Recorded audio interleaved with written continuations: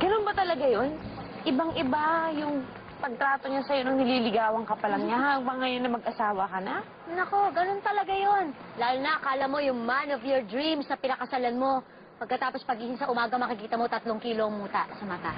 Nako, at saka ito pa, sisinghot ha, na walang tissue o kaya panyo, ipit lang ang ilong. O, ikaw naman, kababuyan na yun. Hindi naman ganun ang asawa ko. Hindi pa. Oh, ay, cellphone mo. Napauwi ka na ng jowa mo. Yeah, no. Hello? O, Grace, kamusta? Okay naman. Busy ka? Jay! Magbibihis lang ako. Tapos, pupunta na tayo doon kaila Mami. Nakita ko na yung kotse ni June. Ando na sa labas eh. Tapos, nakahanda na ng pagkain si Mami. Anong problema mo? Bakit kaya hindi ka magsabi sa akin? Total, pinamalita mo rin na naman sa sambayan ng Pilipino, di ba? Anong problema natin? Anong pinagsasabi mo dyan? Kasi may agreement tayo, di ba? Na kung meron man tayong issue, tayong dalawa ang mag-uusap. Tayong dalawa ang magsosolve. Hindi yung kailangan pang malaman ng mga tao sa paligid mo. Ano? Kinausap nga ako ni Grace dahil concerned nga raw ang mga friends natin sa atin. Ha? Bakit concern? Dahil sinabi mo na naman sa kanila na hindi ako marunong mag-flush ng toilet. Na sinabi mo sa kanila kung gaano ako kamudi at hindi ko man lang kayang pakisamahan ng nanay mong martir. Habang ikaw, tinitiis mo ang ugali ng barumbado kong tatay. G, I never said it that way. Pero yun ang pagkakaintindi ng mga tao sa paligid natin. Pati ba naman yung MacArthur, sinabi mo pa? Anong gusto mo palabasin, ha? Na nakapag-asawa ka ng baboy? G, wala akong sinasabing ganyan. Now, calm down, relax, at pupunta na tayo kay Mami. Ayoko! Hindi ako sasama. Wala na akong energy makapagngitian sa nanay mo. Tumigil ka na nga dyan, para kang bata eh. Lilipas din yan. Tara na, punta tayo kay Mami. Ayoko nga. Kung gusto mo, ikaw na lang. Dito lang ako. Ay, inis na ako ha. Napipiko na ako. At ikaw pa maganang mabuisit ngayon? Matapos mo sabihin sa mga taong to na mas masarap magluto ang nanay mo kaysa sa akin? Na mas masarap siya mag-alaga kaysa sa akin? Ikaw ngayon ang mapipikon? Makapal rin ang mukha mo, no? Buisit. Hoy, Jake! Saan pupunta? Bumalik ka nga dito. Sige mo kaya kalokohan yan. Pag-uusapan pa natin lahat ng problema eh. George, dinner is ready, Iha. Good evening po. What's happening? Georgina? Georgina, bumaba ka nga dyan. Teka, nag-away ba kayo? Oo nga. Georgina.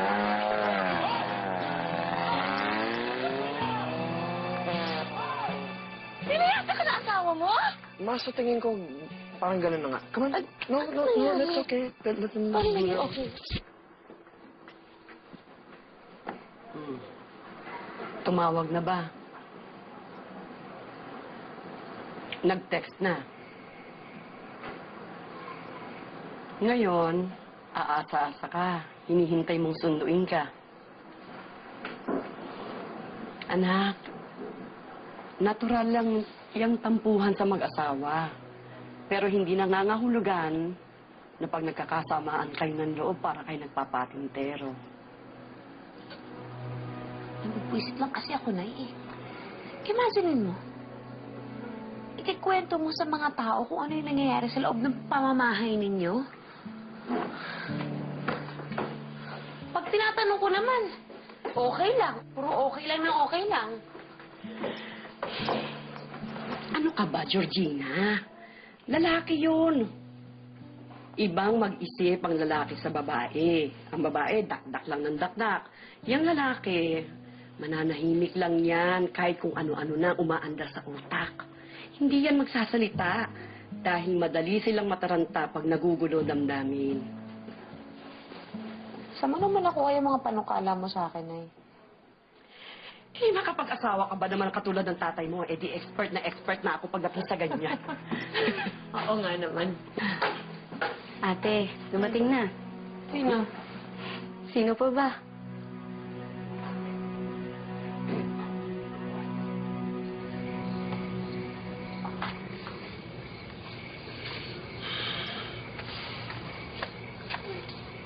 Ano?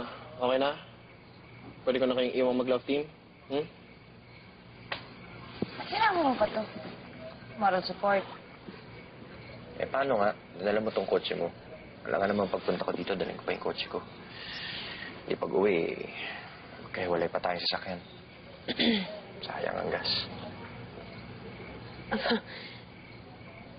Hindi ko alam kung sinusundo mo ako para makipagbati ka o mas pinanghihinayangan pa yung gas. Ano ba? Peace na ba kayo? Mag-away pa kayo? Hoy, may date pa ako sa the fort, ha? Baka iwanan akong date ko dahil nag-iinarte pa kayong dalawa. Uy, mag-asawa na kayo. Pabaduyin nyo, ha? Para kayong first year high school sweethearts na nag-LQ. Umuwi na kayong dalawa. Corny nyo, diba?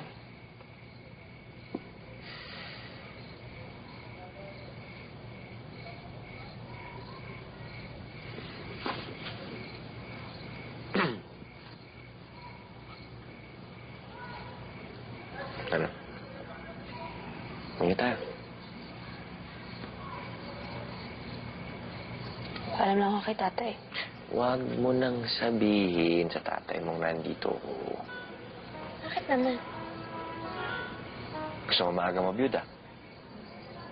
O, di kinanay na lang.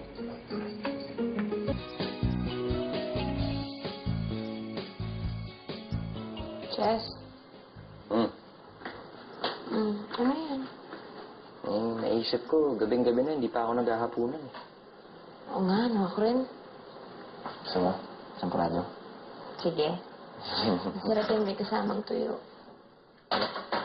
Prito ka ng mga 10 tuyo. Chi, sorry ah. Okay lang yun.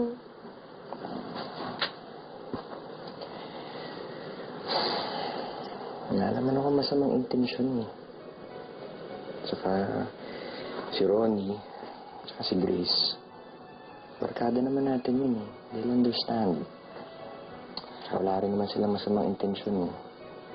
Alam ko naman yun. Saka na-realize ko, kinikwento ko rin naman kay Miriam, kaya patas lang tayo. Ano ka nakwento mo? Marami, may dagdag pa. Can we make a deal here? Pag nagkaroon tayo ng problema, pwede ba? Tayong dalawa muna mag-uusap. At pwede ba, tayong dalawa lang din na magde-decide. Hindi tayo makikinig sa mga kaibigan, lalong-lalo na sa... Sa mga kamag-anak. Good. Alam ko na yung mga pahabol mong yan. O ngayon mag-decide ka. Tsokolate o kape? Meron ng tsokolate ng champurado, di ba? Kapit na lang para gising tayo buong gabi.